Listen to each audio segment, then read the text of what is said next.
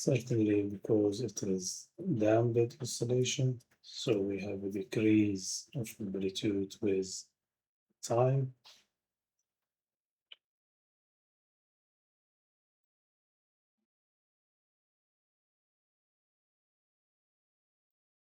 So fiduciary marker should be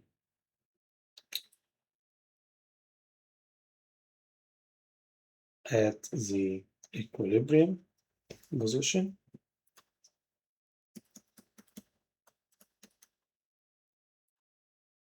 because at this position we have maximum speed,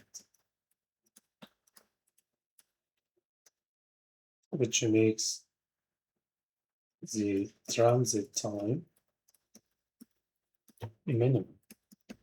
So it is the best place to put the fiduciary marker. Okay. If we want certainly to put it on graph,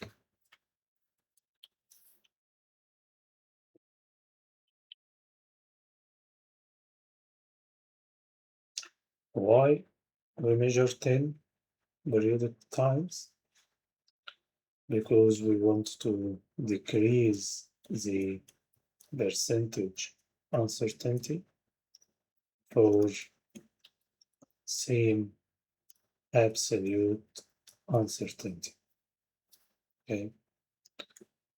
Certainly the absolute uncertainty is determined by the precision of the device, the stopwatch, or the reaction time, the constant reaction time. Anyway,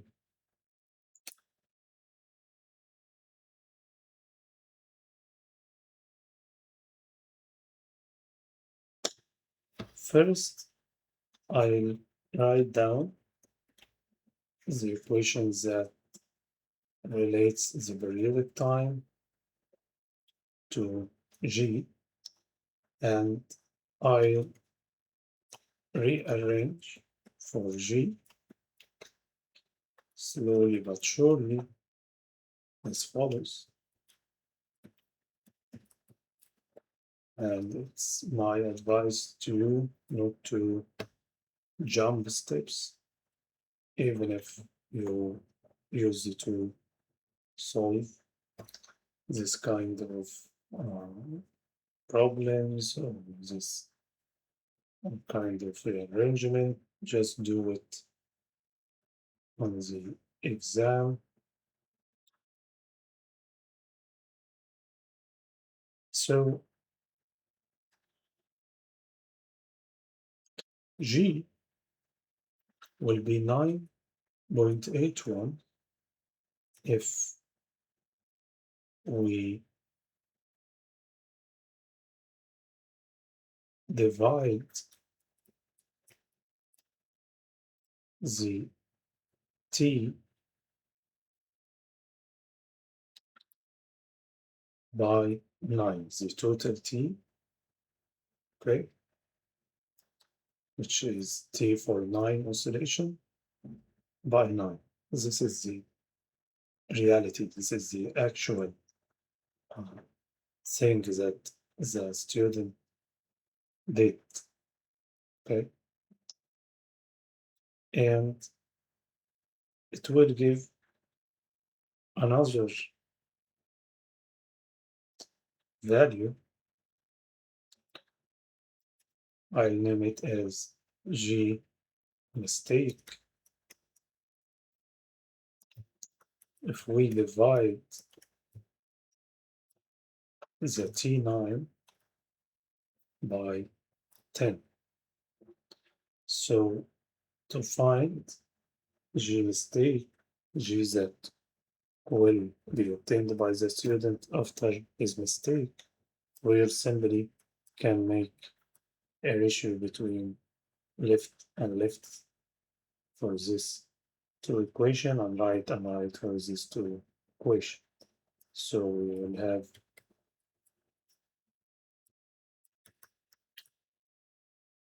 equals, numerator is like numerator, there is no change. We have 1 over this ratio and 1 over this ratio. So we can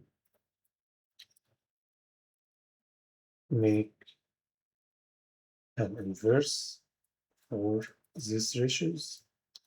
You can certainly remove T9 with T9, still have 1 over 10 over 1 over 9. So it equals 9 over 10.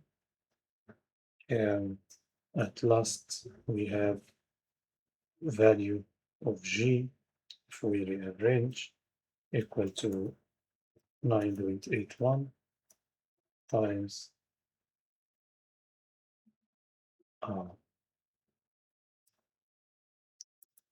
1 over 9 over 10 or 1 over 0.9. Okay, but we forgot here to make squaring. So we have this squared, and this 2 squared. So this is squared. Okay. Someone may, from this moment, realize that it is an inverse relation between G and T squared. So G2 over G1 should equal T1 over T2 squared. And let me do it. G2, the mistaken one by the student, over G1, if it is done correctly, equals, okay, so we have G2 equals 9.81 times T1.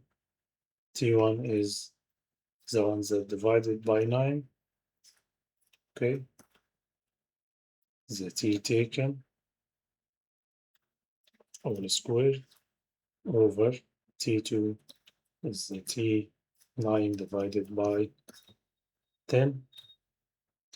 And again, we can remove this, we can make an inversion for 10 over 9, but so we have here 9.81 times 10 over 9 all squared. This also gives the same value as 9.81 times 1 over 0.9 squared. People who are good at math will find this very convincing, and certainly the unit is in meter second minus 2. Okay.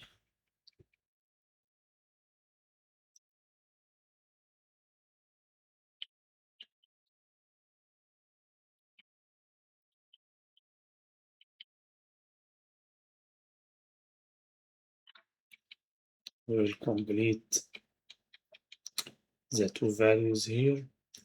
We should know the relation. Before that, we will firstly make 1 over this value and write the answer to 3 significant figure. And to draw the line, as I said, we first should know the relation between I and 1 over I for this circuit can be given from Ohm's law.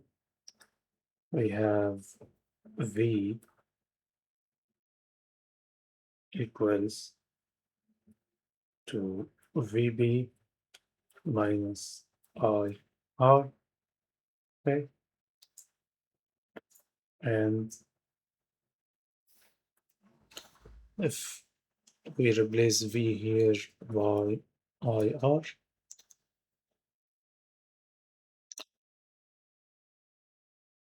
and divide by I, so we have R equals VB divided by I minus R. So this is a straight line equation. Here is the Y, and 1 over I is the X, and here is the intersection C. So a line of best fit should be a straight line that cuts the y-axis in the negative part. I make here the plotting for the remaining 2 points in the table here. You can check it is 1.64 with 0.8, so from 0.6 to 0.8 it is 0.2 divided by 5. This gives a 0.04 for every very small square. So it is just one very small squared behind the 1.6, and this should meet the 0.8, sorry, this should meet the 8 value of R. And for the second point, it is 1.79, which is almost near the 1.8, and this should meet the 9 ohm. The line here, as you see, passes between almost all the point. Perhaps this is slightly above and this slightly below. So we can move forward. The algebra behind the gradient and the intercept, I have just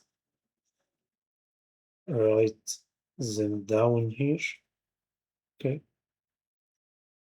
The intercept is certainly the Turner resistance, and the gradient is the VB, okay, which is M, by the way, for the formula of straight line. Anyway, we want to determine VB or eta, the EMF, and R. R can be got directly from the graph. It is behind 2 by 1 very small square, and as 1 ohm represented by 5 very small square, it is 2.5. So eta is 2.0,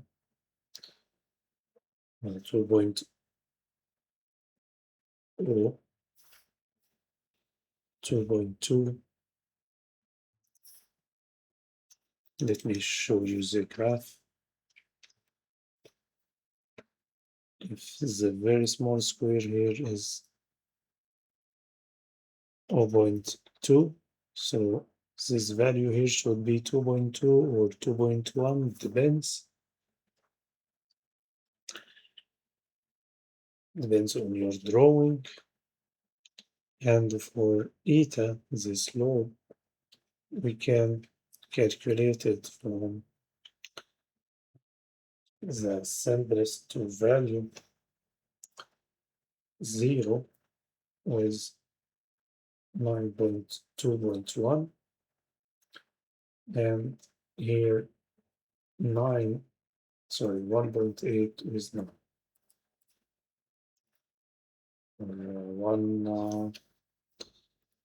1.79 with 9, and here 0 minus 2.1, so gradient is 9, I know that many of you have no problem dealing with this kind of calculation, but still some students struggle with it, especially when it comes to unfamiliar divisions, and they want to make sure of their solution step by step. So excuse me if you feel not in need to see this calculation, you can uh, move forward and skip all of such steps. Okay, so we got both R and eta.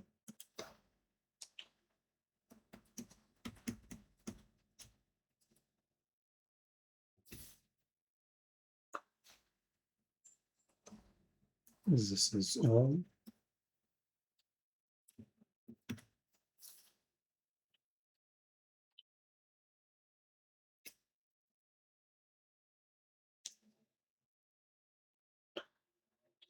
To form antinode, we need two waves move in opposite direction and super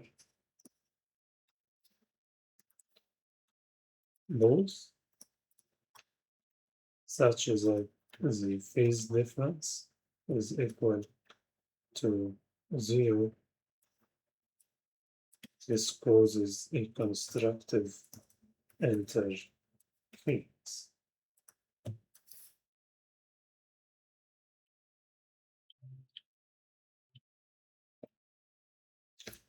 This strange musical instrument will be the device that will produce the stationary wave. Okay, we want to calculate the tension. We know that the relation that links the frequency of the periodic time with the tension is F equal 1 over 2L square root tension over mu. So for tension, we can rearrange by squaring first.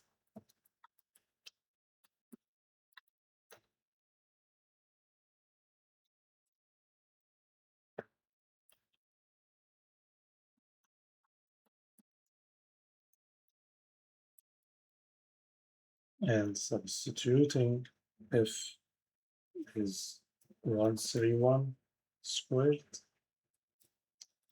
times 4 times L, which is 0.84 times squared for sure, times u.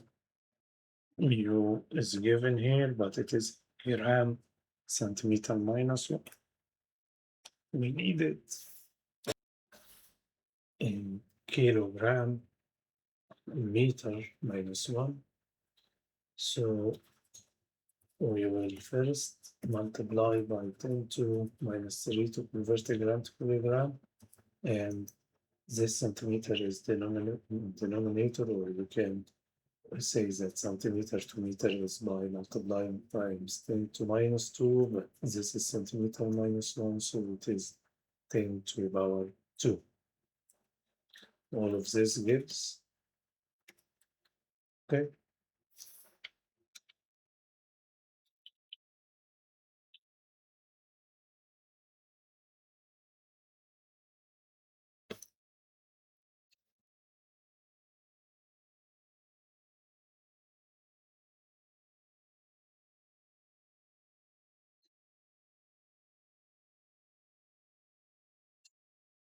So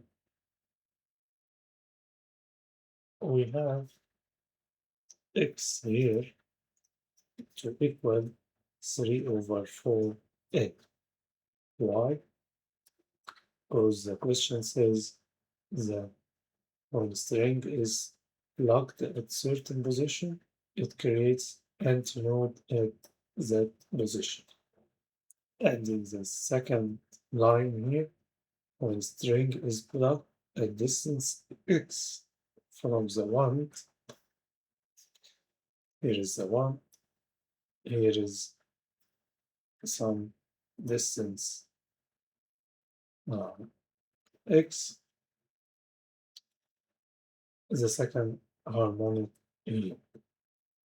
So if x is here, and we know that blocking the string from any position makes an anti-node. So if x is here, we have here an anti-node, and as the question continues to say that it is a second harmonic, so we certainly have another anti-node.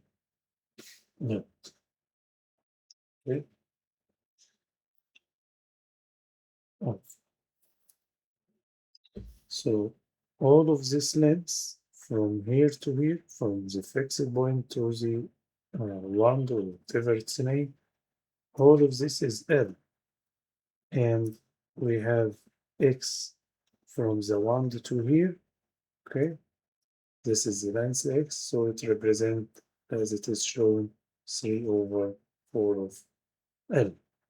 There is a quarter, a half, 3 over 4. So we can get X simply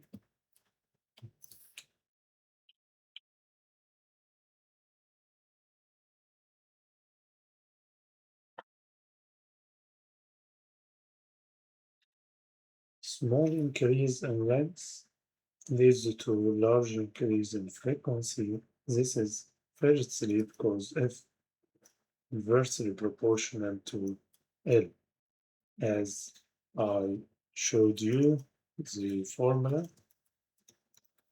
Okay? But we must also comment on a change in tension. Okay? The same string, so same mu, but we have tension will change by changing the length. Okay? So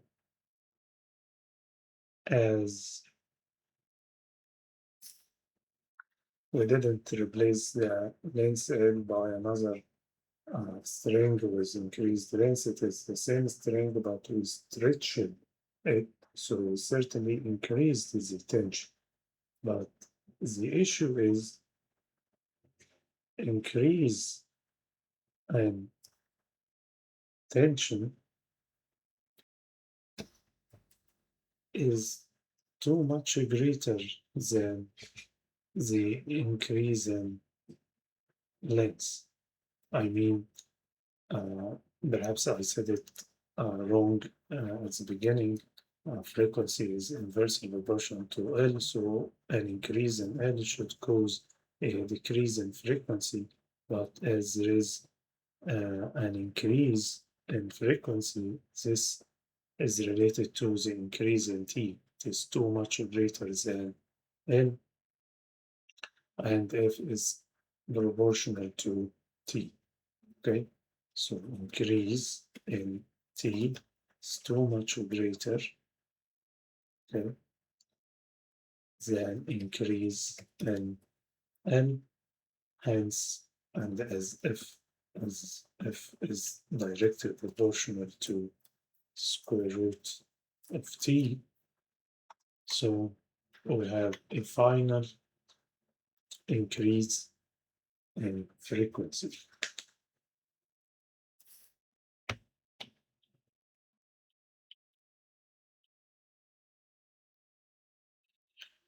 Okay, superconductors.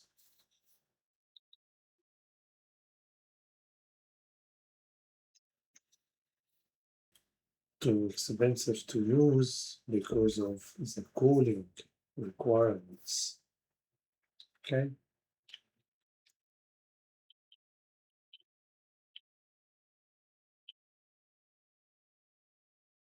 Here is IV relation for semiconductor diode.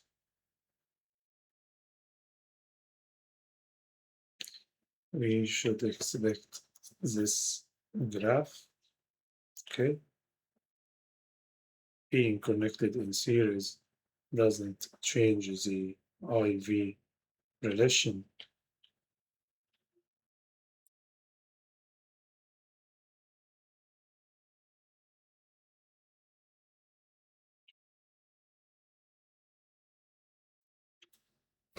So we have here that R total for identical resistors in parallel to be equal to R over N, okay, number of resistors.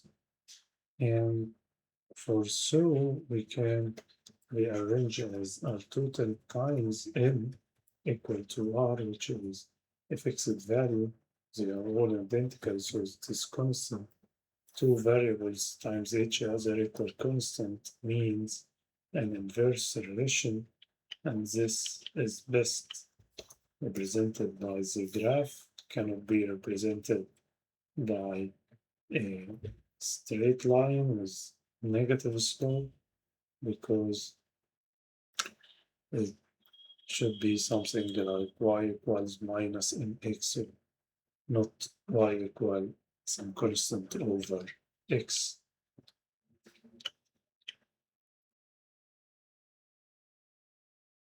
Okay, some tricky question. We first should remember that for in parallel resistor connection, adding a resistor makes 1 over R equivalent increases. Okay, this means R equivalent decreases, but increasing some resistor Ri makes 1 over R equivalent decreases, and this is because certainly 1 over Ri, which is used in the formula,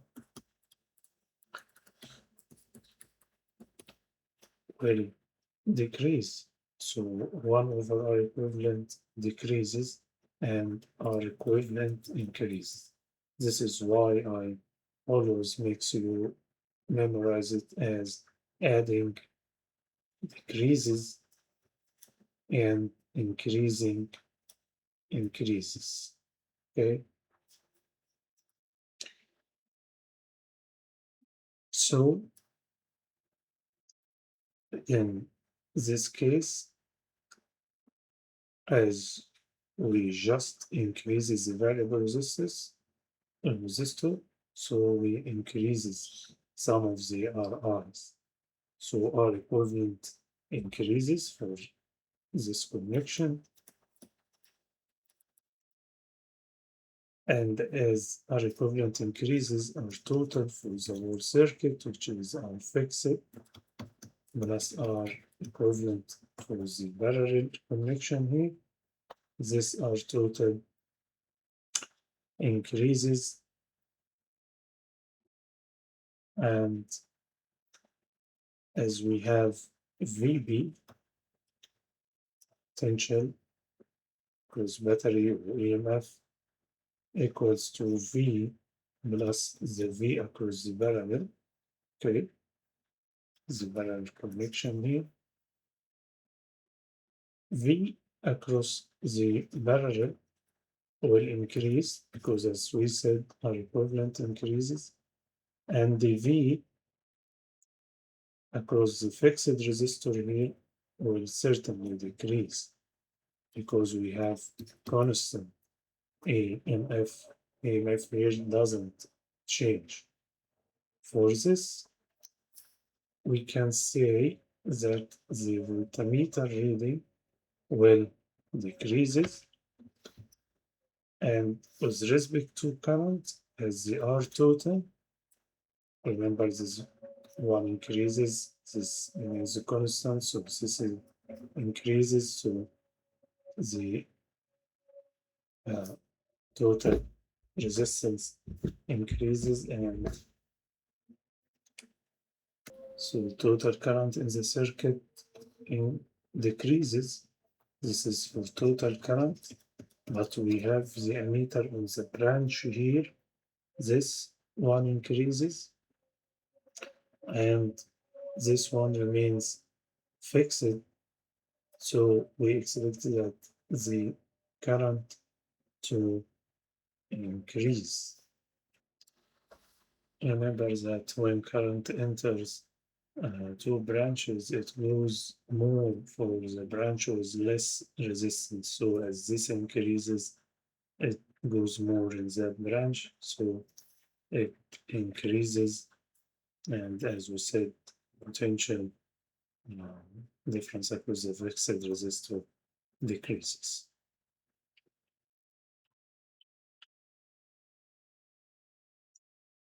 Okay.